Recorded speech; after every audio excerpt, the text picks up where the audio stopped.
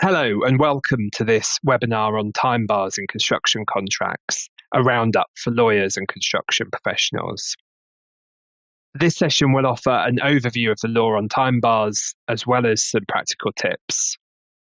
My name's Robert Reed and I'm a lecturer in construction law at King's College London and a consultant solicitor specialising in non-contentious construction work at the law firm Beale & Co.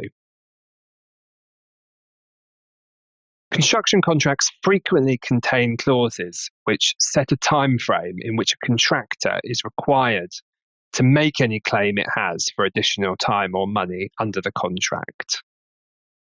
Such a clause will constitute a time bar if the effect of failing to comply with it is that the entitlement to make the claim is lost.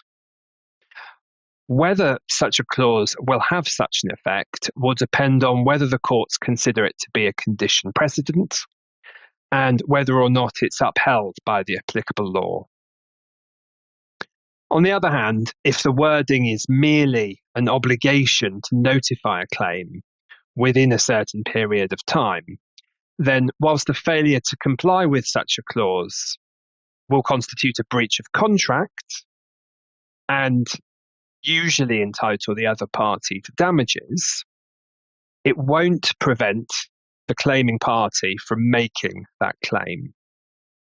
We might call such wording a time limit rather than a time bar. For employers, time bar clauses in construction contracts can be a way to incentivize contractors to inform them of any claims at the earliest opportunity. This may enable employers to have a more realistic understanding of how the project is progressing in terms of time and cost. For a contractor whose claim has been prevented by a time bar clause, however, the impact on their finances can be devastating. In this webinar, I will consider the court's approach in this area, including looking at various case law. I'll discuss how best to draft such clauses and manage the requirements imposed by them, considering examples from standard forms.